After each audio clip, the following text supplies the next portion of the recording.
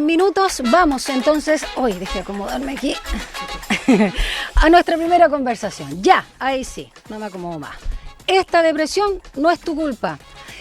Es el nombre de un libro que propone una reflexión crítica de la salud mental, entendida de sus variantes sociales, comunitarias y políticas que se contraponen a la individualización o privatización, si quieres, ¿no?, que establece la idea exclusiva de lo psíquico o biológico incluso en la depresión. La depresión es un tema público, político, dice su autor, el psicólogo Nicolás Fernández Rodríguez, quien rechaza la psicopatologización de los problemas sociales, pues debemos comprender la salud mental como algo contextualizado, al tiempo que reconoce que no hay terapia que solucione las desigualdades sociales. No, terapia individual al menos no. Nicolás Fernández Rodríguez, un psicónico, porque Nico en realidad, psicónico, sí, medio cacofónico, pero funciona en Instagram. Bueno, en un lenguaje cercano, respetuoso, entrega tanto un análisis comprensivo como herramientas, pero no tips de autoayuda, aclarando además que este libro no sustituye la atención profesional para abordar la salud mental en una sociedad en crisis, ya que, como señalan algunos autores, la depresión es el problema de nuestra época y la soledad es un factor decisivo en este abatimiento y pérdida de interés, placer y energía por una vida que nos estruja. No era depresión, era capitalismo, rezaba una de las tantas consignas entonces o alaridos colectivos del estallido social.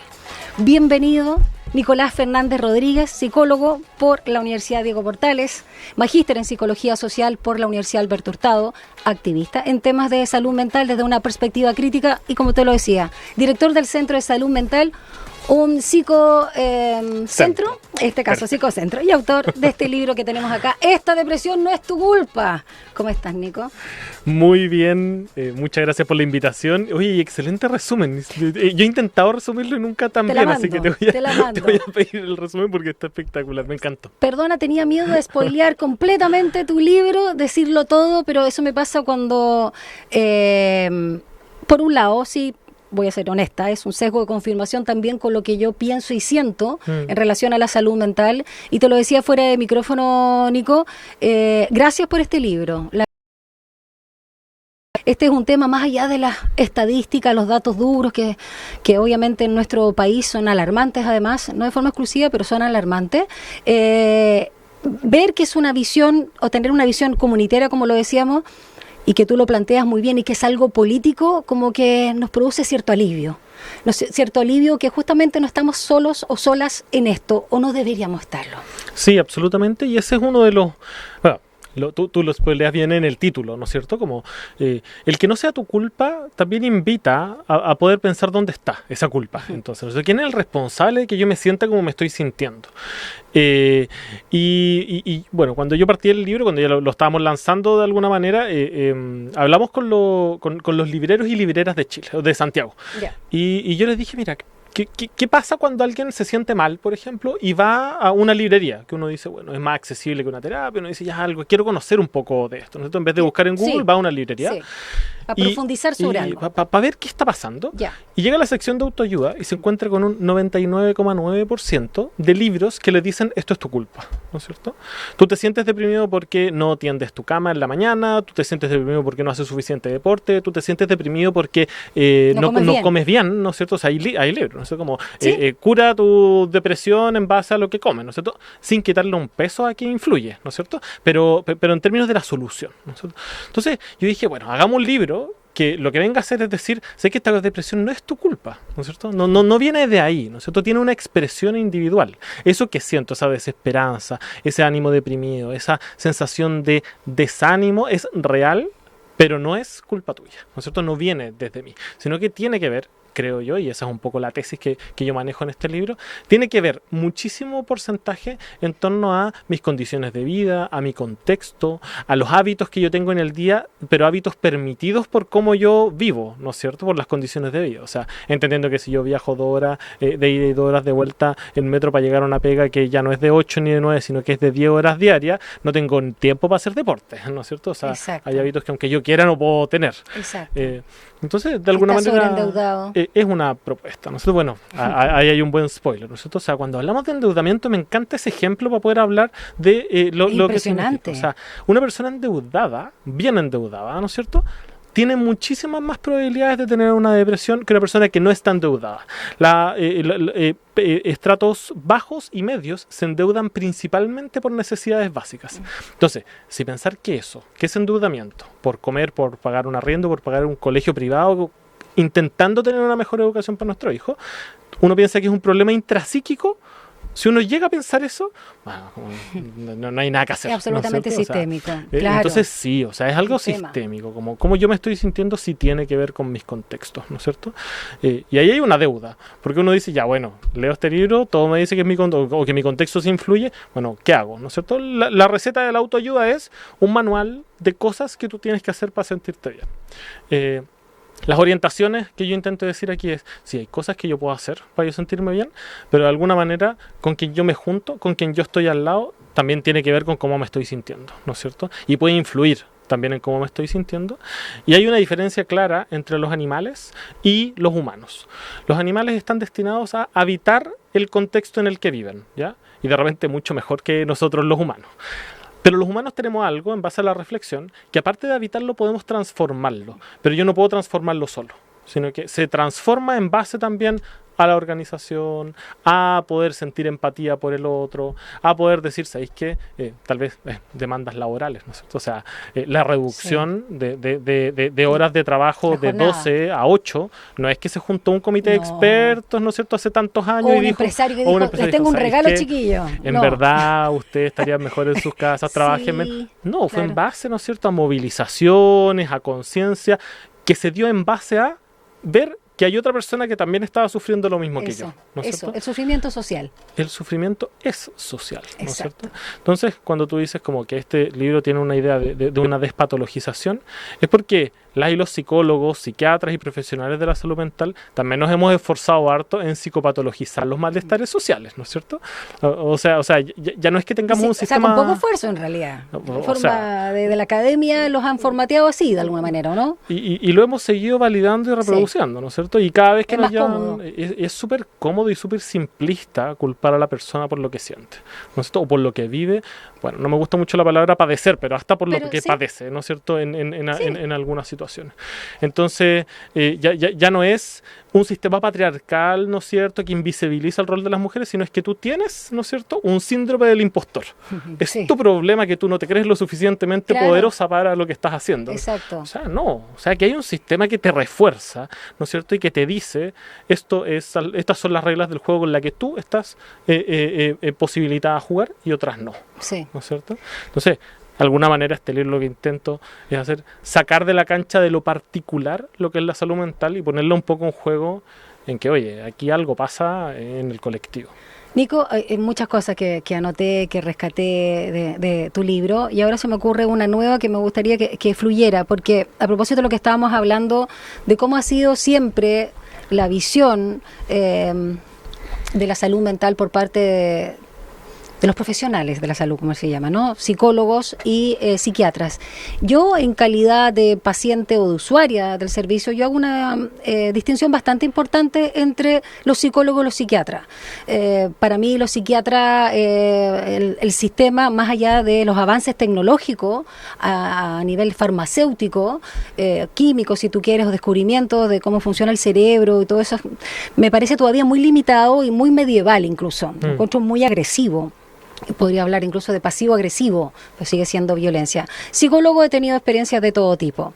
Pero quiero preguntarte, en calidad de psicólogo clínico y psicólogo social, cuando ya hiciste el magíster, tú partes el libro contando una experiencia personal, y quiero preguntarte si esa experiencia personal de transitar un estado de salud doloroso, difícil, o una situación que te lleva a tener este abatimiento y esta sensación de también impotencia, ¿no?, ante la vida, ¿te hace un cambio de switch, de paradigma, o esto ya venía de antes de tu parte? No, venía de mucho antes. Ya. La verdad, yo siempre he militado mucho. ¿Ya? En la universidad, después de salir, siempre he tenido una visión bien social y bien crítica de lo que es el quehacer de nuestras vidas y también el quehacer profesional, y en este caso la salud mental, ¿no es cierto?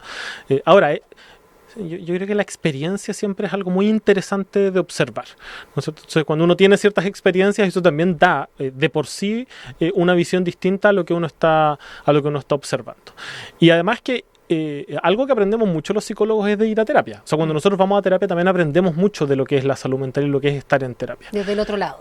Sí, exacto. Y por eso para mí fue muy interesante ser paciente psiquiátrico, ¿no es cierto? O sea, bueno, tomar hora con psiquiatra, ¿no es cierto? Sí, ya entiendo. Porque uno también ve algo distinto, ¿no es cierto? Y ahí tuve esas experiencias también. O sea, tuve muy, muy, muy malas experiencias, muy buenas experiencias también. Pero yo estoy convencido en base al roce que yo he tenido con psiquiatras trabajando, de que hay muchísimos buenos psiquiatras, ¿ya? Con una conciencia en torno, por ejemplo, a la psicoterapia, a la escucha, al trabajo interdisciplinario con el psicólogo, con el terapeuta. O sea, yo cada vez más, cuando trato a alguien y va a un psiquiatra, me pasa que el psiquiatra me manda un audio, por ejemplo, ¿no es cierto? Oye, ¿sabéis que vi esto? Cualquier cosa, aquí estamos en contacto. Corto, ¿no es cierto? Pero eso ya habla de una visión distinta, ¿ya? Yo creo que lamentablemente esto también se da por generaciones formadas, ¿no es cierto? Por cómo se formaron también en muchas generaciones. Y yo en ese sentido creo que si bien hay muy buenos psiquiatras y creo que también están en esta línea como viejos, ¿no es cierto? Como de alguna manera de mayor experiencia, yo le diría que en nuevas generaciones también hay algo distinto que hay más actualizado en torno a la conciencia en la salud mental. Entonces, yo creo que en ese sentido que sí hay. Yo tengo harta esperanza. Sí, eso. Como hay muy malos, ¿no es cierto? También. Sí, o sea, tú hablas mucho, si bien es una visión bastante crítica, estamos hablando de este libro, Esta depresión no es tu culpa, de Nicolás Fernández Rodríguez. Si bien eres crítico, también eres propositivo en cuanto a la mirada de lo integral, de lo sistémico, por supuesto, y también con la esperanza de que tú en calidad de vecino, tú en calidad de compañero de trabajo o de alguien que te topas en la calle, o sea, no es que está perdido todo, ¿no? A propósito de la humanidad y cómo tú le puedes solamente mirando a los ojos. Mira, por ejemplo, te voy a contar, hoy día en la calle yo me escucho mucho música y una persona que me habló con lengua de señas me pidió plata. Y yo la verdad que no tenía en ese minuto, pero me di cuenta que solo el hecho de sacarme el audífono y mirarle a los ojos para verlo y escucharlo y responderle, marcaba la diferencia de que si no lo hubiera hecho. Porque en otra ocasión podría haber seguido de largo, ¿no? Porque yo estaba escuchando y tenía la perfecta excusa. No es que no lo haya hecho en otras... Pero eso puede cambiar la diferencia. Y quiero... mira, la página 31 hay una muy buena, ¿no te acuerdas? Descripción de la depresión. Y tú aclaras, tú la sabes, por supuesto que la tristeza no es sinónimo de depresión. Podemos aclararle a nuestros auditores porque tú también hablabas de los estigmas, ¿no? Que esta persona es súper depre. Uy, conocí a un tipo súper simpático. Sí, pero súper depre, medio emo, sí, no, una lata, no sé, qué sé yo. Hablemos de eso. Sí, para poder hablar de depresión yo creo que tenemos que hablar de nuestra época y tenemos que hablar de felicidad, ¿ya? Para poder entender eso, porque que hablemos de depresión cuando estamos tristes significa que estamos asimilando emociones naturales, sanas de nuestra vida a categorías diagnósticas patológicas, ¿no es cierto? O sea, ante un duelo... Ante un duelo, o sea, y esto es, ante un duelo, lo que dice el DSM es que hay una cantidad de días que tú puedes estar triste, ¿no es cierto? Y después de eso, tú entras en una patología, ¿no es cierto? Una locura, creo yo, ¿no es cierto? Entonces, y no solo ante un duelo, ante eventos que uno dice, como yo hay días que me siento triste nomás, ¿no es cierto? Y uno dice, tengo depresión, ¿no es cierto? Como de alguna manera. Sí. Entonces, tendemos a asimilar emociones a categorías diagnósticas patológicas. Y eso es un error, porque no nos permite transitar bien estas emociones que nos dan tristeza, ¿no es cierto? Entonces... La felicidad está relacionada La felicidad está relacionada a esto porque hoy día vivimos en un mundo que nos obliga a estar felices, ¿no es cierto? Entonces la felicidad se transformó en un producto de consumo necesario para vivir. Casi que esta frase, no sé si te hace sentido o la hayas escuchado, como de si no eres feliz no vale la pena vivir. O sea, ¿para qué? ¿No es cierto? Tenés que buscar esa felicidad, salir Depende adelante, de ti. Emprender, ¿no es cierto? Y no hay nadie más en tu vida y tú tenés que salir adelante. Y está todo este discurso de la autoayuda, ¿no es cierto? Como de una manera en la cual tú tienes y necesitas buscar esta felicidad que ya no es una emoción que tú sientes cuando caminas, cuando te abrazas con alguien, sino es una felicidad que tú adquieres constante. Hay un momento en el mundo, en tu vida en el que tú vas a llegar a ser feliz, pero para eso te tienes que esforzar, ¿no es cierto? Cosa que yo creo que es producto de un modelo neoliberal que ocupa todo como mercancía, ¿no es cierto? Y la felicidad es una muy buena mercancía, ¿no es cierto? Sea, una bebida de cola lo tiene clarísimo, y no solo una, varias. Sí. Exacto. Entonces, cuando esta felicidad se impone en nuestra vida como objetivo de vida cultural, por lo menos occidental, ¿no es cierto? Lo que nos dice es que estar triste va en contra de estar feliz. Entonces, hasta la tristeza es un producto de mercancía. ¿En qué sentido? En que tú le podés sacar valor. Tú estás triste, te echaron de tu pega, eso deja de estar triste. Este es el momento. La vida te está enseñando cosas, ¿no es cierto? La vida te está enseñando y este momento tú lo tienes que tomar para surgir, para ser mejor, para aprender, ¿no es cierto? Cosa que no puede estar en desacuerdo. O sea, hay momentos que son devastadores y punto, y que uno no tiene nada que aprender, ¿no es cierto? O sea, ¿quién más lo sabe de alguien, por ejemplo, víctima de un abuso, ¿no es cierto? Y lo que dice esta cultura de la autoayuda es que si tú sufriste eso, es para aprender, tienes que ocuparlo a tu favor, para crecer, en base a buscar la felicidad, ¿no es cierto? Entonces... ¿No te permiten llorar esa vulneración, esa violencia? Exacto. Lo que precisamente es que no se permite, porque la tristeza, ¿no es cierto?, es muy poco servicial a un sistema que necesita producir, ¿no es cierto? Porque la tristeza precisamente habla de eso, ¿no es cierto?, de sentir, de parar, de observar, ¿no es cierto?, como de cobijar de alguna manera. Entonces, la felicidad, esta imposición de la felicidad nos hace observar que los momentos de tristeza son dos. Uno, momentos en los cuales tú tienes que ocuparlos para ser mejor, ¿no es cierto? O sea, tienen un objetivo en tu vida, que es ser mejor. Tiene que ser una utilidad. Tiene que ser algo productivo, ¿no es cierto? Y dos, si estás muy triste, tenía una patología, ¿no es cierto? Estás enfermo. Entonces, la tristeza termina siendo eso. Y por eso caemos en que si estamos tristes, tenemos una patología, ¿no es cierto? Tengo una amiga que está pasando por un duelo súper duro, ¿no es cierto? Y 6 meses, licencia, harto tiempo. Y la psiquiatra precisamente le dijo, mira, ¿sabéis qué? Es hora de que tome, o sea, tú tienes que tomar un antidepresivo, ¿no es cierto? Y dijo, ya, estoy con licencia y todo, pero es que me ha servido sentir esta pena. Porque significa que eso que yo estaba viendo era algo importante para mí. Y no creo que necesite eso, ¿no es cierto? Y la psiquiatra, no, tú tenís, ¿no es cierto? Con el fin también de acallar un poco, como en base a que vuelvas a ser funcional. A que vuelvas a ser funcional, en base a unos parámetros universales que está más que demostrado que la salud mental no tiene nada de universal. ¿Ya? O sea, es absolutamente individual en su construcción en torno a la historia. ¿Idiosincrática, ¿no? decías tú? Idiosincrática, claro. ¿No es cierto? O sea, si bien hay paraguas culturales que de alguna manera nos asimilan mucho en muchas cosas, no es comparable, ¿no es cierto? Si tú tenés pena, no va a ser comparable de ninguna manera. Exactamente. Ni por qué, ni el proceso, ni el final. Entonces, hay una cultura que siempre nos empuja a eso, ¿no es cierto? A sentirnos felices. Y ahí, los psicólogos y psiquiatras jugamos un rol fundamental, ¿ya? O sea, la gente va al psicólogo porque está triste y busca estar feliz. Y nosotros lo que hemos hecho históricamente es ponernos al servicio de esa demanda. Es crear estrategias, y que somos secos para eso. Crear estrategias para que si tú te sientes triste, tú te sientas feliz. Punto. Nada más, ¿no es cierto? Sin mirar qué es lo que está pasando. O sea, el bienestar no es sinónimo de felicidad. No, de ninguna manera, de ninguna manera. No. ¿Ya?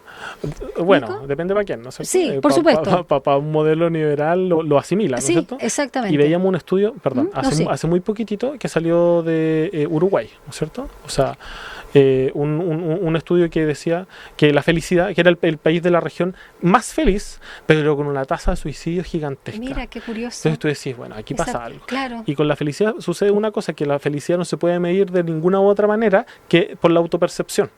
O sea, la única forma de medir felicidad es yo preguntarte a ti, ¿estás feliz? Como Alfredo Yar. ¿No es cierto? ¿Es usted feliz? No, nada más, es la única forma. Entonces ahí entra 1.000.000 de variables, ¿no es cierto? Por supuesto. De repente yo estoy triste. Y la gente si acepto estar triste, exactamente, no estoy feliz. Entonces, aunque esté triste, no, yo estoy feliz. ¿No es cierto? Es una parada de vida.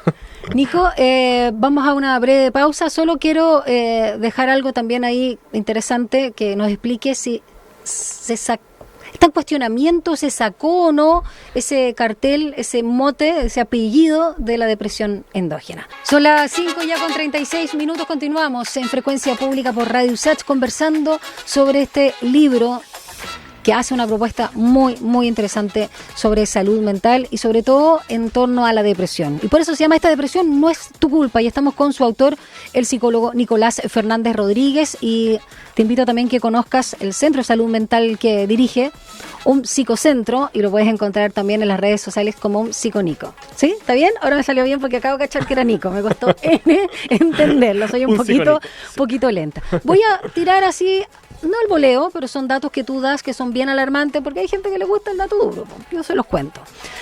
Aquí lo recoge Nicolás. La Organización Mundial de la Salud hablaba al menos al 2017, o sea, 4 años atrás, 5 más o menos, o quizás 6, que más de 300 millones de personas tenían depresión.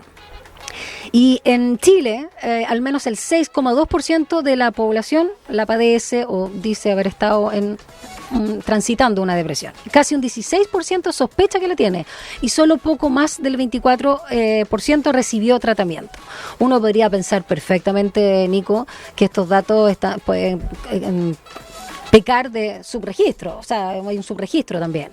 Pero más allá del dato, te quiero preguntar algo que siempre me ha llamado la atención y que se da mucho en todos los temas como emocional. No sé si es solamente cultural o qué. Casi el 14% de la población consultada en nuestro país, según la ACH, señala haber tenido síntomas de depresión, y en el desglose 20% de las mujeres y solo 6% de los hombres. Ya te voy a preguntar por la endógena, no se me olvida. ¿Por qué pasa esto siempre en relación a los temas que tienen que ver con la salud mental y con las emociones? ¿Es cultural? A ver, yo creo que las emociones sí tienen mucho que ver con nuestra cultura. Como veíamos antes, tienen mucho también que ver con las condiciones de vida que uno vive, pero nosotros como géneros también vivimos o expresamos o tenemos la capacidad de expresarla, las emociones de manera distinta en base a la cultura que tenemos, ¿no es cierto? Sí, o sea, esos datos lo que dicen es que hay más mujeres con depresión diagnosticadas hoy día que en Chile, pero los hombres nos suicidamos, ¿no es cierto?, 7, 8 veces más que las mujeres, por ejemplo. O sea, cada 8, una de 7, ¿no es cierto? No me acuerdo el dato exacto, pero es impresionante, ¿no es cierto? Entonces, yo creo que hay varios datos. Hay gente que lo ha estudiado mucho más que yo este tema, pero yo tiendo a pensar que también los hombres no consultamos, ¿no es cierto? Sí. Y en ese sentido también no aparecemos en varios datos, ¿no? O sea, nosotros nos sentimos deprimidos, por ejemplo, y hay 3 grandes temas por qué nosotros no, por ejemplo, si estamos deprimidos en la pega, no lo hacemos ver, no lo hablamos, ¿no es cierto? Y eres el chico de la talla. Y sigue siendo el chico de la talla. Exacto. Y el miedo, los miedos que tenemos. Una es que nos vean como débiles. Claro. O sea, nosotros asimilamos que por vernos débiles no podemos decir que tenemos tristeza, por ejemplo, ¿no es cierto? 2, que no nos van a ascender en la pega. O 3, que nos van a echar de la pega por tener una depresión, por ejemplo. ¿Ya? O sea, entonces en ese sentido, exacto. O sea, yo me lo guardo. Y en grupos de amigos, ¿para qué hablar? ¿No es cierto? O sea, esto a nivel de hombres es algo que no se habla. No como a nivel de mujeres, por ejemplo. ¿No es cierto? Que sí hay una viabilidad mucho más rápida de poder contar cómo se están sintiendo. Y hasta no solo contarlo, sino evaluarlo. ¿Ya? O sea, los hombres ni siquiera podemos sentir que sentimos pena. Nosotros sentimos rabia en vez de pena. Sí. No nos da pena, sentimos pena y la expresamos como rabia. ¿No? Exacto. Entonces sentimos frustración y la expresamos como rabia. Entonces somos muy cortos a nivel de nuestro reconocimiento emocional.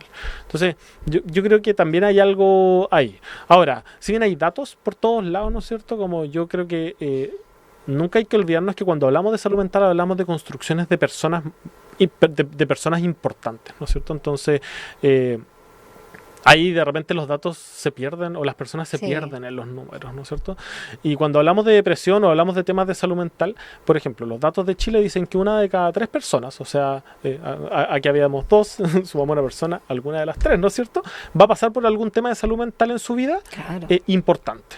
Entonces, en ese sentido, si yo no estoy preparado para poder evaluar cómo me estoy sintiendo, saber qué hacer, si no estoy yo preparado para apoyar a alguien que probablemente esté en algún momento transitando algún problema de salud mental y no tenemos un sistema que sea capaz, o sea, estamos bastante complicados, ¿no es cierto?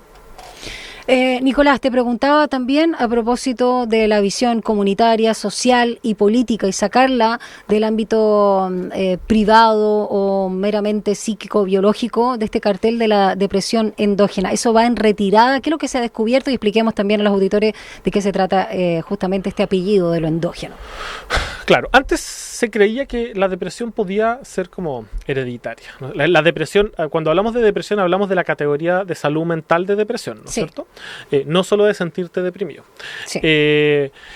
Y en ese sentido pasaba, lo voy a poner como una caricatura, que cuando llegaba un psiquiatra no encontraba por qué, ¿no es cierto? No veía un trauma, nada, decía, bueno, entonces...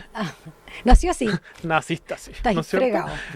Vaya a tener depresión para toda tu vida, tienes depresión endógena, ¿no es cierto? O sea, volvía de nuevo a culpar al sujeto por cómo se sentía, ¿no es cierto? Eso yo diría que ningún psiquiatra actualizado y serio lo diagnosticaría. Hay otras categorías que se parecen, pero que siempre consideran el contexto, ¿ya? Porque si bien uno puede tener ciertos gatillantes, predisposiciones a cómo, o sea, si toda mi familia tiene depresión, ¿no es cierto? Una alta carga, uno dice, bueno, aquí hay que tener más ojo para las generaciones. Pero igual puede ser condicionamiento, ¿no solamente genético, porque toda la familia, si está en una situación, uno aprende de eso también. Exacto. Por supuesto. ¿No? Algo de social hay, algo del contexto hay, ¿ya? Entonces, la depresión siempre tiene que ver de la relación con el sujeto, con el contexto y del contexto con el sujeto. O sea, hay algo ahí que sucede. Y es por eso que ya no se ocupa la categoría de depresión, entonces se ocupa depresión persistente, hay otras categorías que de repente se asimilan, pero que siempre vienen a considerar que hay un contexto que es importante, ¿no es cierto? Entonces, y además que el DSM parte de alguna manera diciendo, mira, la salud mental está en estudio, la forma de estudiarla, entonces no se puede ocupar para diagnosticar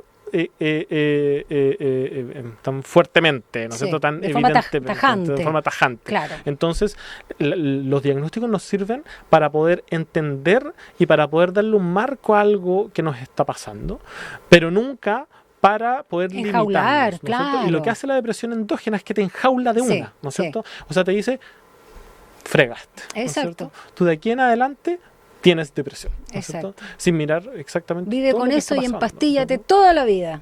Absolutamente. Quiero hablar, para ir finalizando, hay muchos temas, la verdad, cuando hablas de la resiliencia y a qué costo, y ahí citas a la gran María Emilia Tillú, también habla de autoestima y política y el trabajo de Nerea de Ugarte, que tú me comentabas fuera de micrófono también, y de hacer clínica en un COSAM de Recoleta, ¿no? Para personas en situación de calle, también cuentas ahí que puede existir una clínica, que hay amaste la salud mental con más fuerza, más fervor si quiere, porque se puede hacer una clínica crítica, política y comunitaria, y esa sí puede ser transformadora.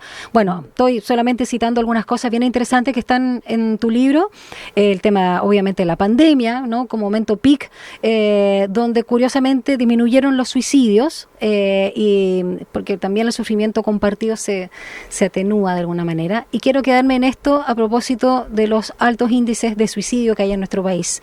La soledad es un factor decisivo en la depresión. Hablemos de ese factor, Nico. Sí, la soledad es muy importante, y yo creo que ese dato siempre, o sea, el dato que diste tú de que en un momento, cuando estuvo el pic al principio, ¿no es cierto?, bajaron los intentos de suicidio. Hay mucha gente que sí subieron, que sí hubo, ¿no es cierto?, es importante, pero en términos generales algo pasó 1 o 2 meses, muy poquito. Después se volvió a los mismos niveles de antes y hoy día estamos peor que antes, ¿ya? O sea, eso es bueno. Pero algo sucede cuando sufrimos en conjunto. Cuando eso que estoy sufriendo yo, un encierro, le pasa también a mi vecino, le pasa a otra persona de otra comuna, le pasa a alguien en Buenos Aires, en China, ¿no es cierto? ¿Cómo pusiste? ¿Cómo se llama? Eso. Ya. Eso, tú me entendiste. Gracias. Algo sucede, distinto, ¿no es cierto? O sea, algún nivel de esperanza, algo pasa, ¿no es cierto? Porque algo que tiene la depresión es que también nos empuja, ¿no es cierto?, a esa incomprensión, al sentirme incomprendido. Por eso es que yo hablo mucho del vínculo acá, ¿no es cierto? Yo creo que cuando hay espacios amorosos, de cariño, de comprensión, de empatía en torno a lo que yo estoy sintiendo, esa depresión también puede ser mucho mejor abordada, ¿no es cierto? Entonces yo creo que ahí la soledad Y volvemos a algo estructural, ¿no es cierto? O sea, imagínate que cuando hablamos de las pensiones no estamos dispuestos a ser solidarios cuando el 95% de Chile se va a ver beneficiado por ser solidario, ¿no es cierto? Exacto. Porque nadie llega con pensiones suficientemente buenas o con ahorro para poder tener una pensión decente y termina siendo pagada por el Estado, ¿no es cierto? Pero nosotros ni siquiera podemos observar a eso, ¿no es cierto? Y eso no es problema de la persona, sino que es problema de algo cultural, estructural, en donde yo me tengo que rascar mi espalda con mis propias uñas en todos los espacios, sea en tener una mejor educación para mis hijos, sea... ¿Eso te da pena o te da rabia, Nico? O sea, a mí lo primero es que me da pena, la verdad es que la rabia, o sea, creo que las dos, ¿no es cierto? Por un lado me da pena como el poder, o sea, que de repente eso causa una desesperanza en torno a un cambio, ¿no es cierto? Pero la rabia me da para movilizarme, ¿no es cierto? Yo digo, no, esto tiene que cambiar en algún momento y no va a cambiar solo, ¿no es cierto? No va a cambiar tampoco porque yo tenga pena o rabia, ¿no es cierto? Sino porque tengamos, ¿no es cierto? Como esa y pena, hagamos algo ¿no es con cierto? eso. Porque cuando uno va a una feria, cuando uno va a la plaza, cuando uno se junta con sus vecinos y uno dice, ¿sabéis que estamos pasando exactamente por las mismas cosas? Uno dice, no es individual lo que me está pasando, ¿no es cierto? Esta desesperanza no es solo mía, sino que es de muchos. Y yo pongo, bueno, una cita de una canción de Ismael Serrano que se llama La Llamada, que me encanta una parte que dice, ¿no es cierto? Y dice, bueno, no me acuerdo exactamente, pero es como que esta tristeza, esta pena, ¿no es cierto? En algún momento se vuelve colectiva, porque cuando se vuelve colectiva se vuelve transformadora también. Y eso yo creo que es algo que estamos llamados a hacer para cambiar esto, ¿no es cierto? Históricamente los libros de autoayuda nos llaman a mirarnos hacia adentro. Y yo creo que tenemos que mirarnos un poco hacia afuera, ¿no es cierto? Y lograr identificarnos con los sentimientos del otro. Hay un concepto que se ocupa harto sobre humanidad compartida, ¿no es cierto? Sobre esas cosas que vivimos en conjunto en términos emocionales. Que diría que incluso es redundante, ¿no? o sea, la humanidad es compartida. Exacto, ¿no es sí, cierto? pero entiendo el punto. Entiendo el punto. Pero nosotros vivimos una humanidad muy individual, muy individual. Y ahí yo creo que eso es algo que nos invita a unirnos, ¿no es cierto? Y las emociones en general son algo que yo creo que están hechos para un otro más que para uno, ¿no es cierto? O sea, la pena me llama al cobijo, ¿no es cierto? Que la gente se acerque, la rabia, que la gente se aleje, ¿no es cierto? Que me deje estar, ¿no es cierto? El amor al abrazo, la amistad, la cercanía. Entonces, cuando pensamos que esas cosas, tengo que yo quererme primero para que me quiera otro, por ejemplo, ¿no es cierto? Es un absurdo, ¿no es cierto? Absolutamente. O sea, nos construimos, nos fluimos con otros en esos vínculos. Entonces, ahí yo creo que es importante. Y yo también me siento también como se sienten otros, ¿no es cierto? O sea, si tú llegas al metro, ¿no es cierto? Y está lleno y alguien viene y se pone y no te deja entrar, ¿no es cierto? Y dice, ándate acá, ¿no es cierto? Espera al siguiente. O sea, de alguna manera eso influye en cómo nos estamos sintiendo. En cambio, cuando somos más amables, ¿no es cierto? Abrimos el espacio también a poder confiar en el otro, a poder sin duda estar ahí. Yo recibo una sonrisa en la calle y es otro el ánimo también que siento que hay para esa persona y para mí, y para todos los involucrados incluso. Nico, para finalizar, cuando faltan 11 minutos para las 6 de la tarde, como psicólogo social o como ciudadano, como quiera, como Nicolás Fernández Rodríguez, ¿cómo, con el tiempo que ha pasado o en su minuto, como quieras, cómo sentiste o cómo observas lo que fue el estallido social? A propósito de la depresión no es tu culpa. Esta depresión no es tu culpa. Sí, o sea, tanto el estallido como los 50 años yo creo que tienen que ver con nuestra salud mental, ¿no es cierto? Porque como hemos hablado todo el rato, hay como una tensión entre pensar individuos solitarios y humanidades compartidas. Y yo creo que el estallido social fue un evento en el que dijimos estamos chatos, ¿no es cierto? Y que realmente con el tiempo nos hemos dado cuenta que había algo, ¿no es cierto?, efervesciendo, ¿no es cierto?, guardándose, y que como buenos chilenos nunca lo compartimos tampoco, ¿no es cierto?, lo guardamos, y en un momento salimos, ¿no es cierto? Y en ese sentido yo creo que es una oportunidad. Yo milito hace harto tiempo y yo siempre quise ver algo en donde salgamos todas y todos, ¿no es cierto?, no solo en el centro de Santiago, sino a lo largo de Chile, a decir ya basta, queremos un país más justo. ¿Cómo encontramos esa justicia? Yo creo que es algo que estamos aún resolviendo, lamentablemente, con el escenario que estamos hoy día, pero bueno, la política es dinámica y la historia es inteligente, creo yo, y el pueblo de Chile creo que es muy inteligente, ¿no es cierto? No hay un pueblo tonto, creo yo. Porque si vemos, no sé, las ollas comunes, ¿no es cierto? las ollas comunes no eran de un sector, era de gente con hambre, ¿no es cierto? Y gente que se organizó precisamente para eso, que siguen hasta hoy, muchas ollas comunes siguen hasta hoy día, ¿no es cierto?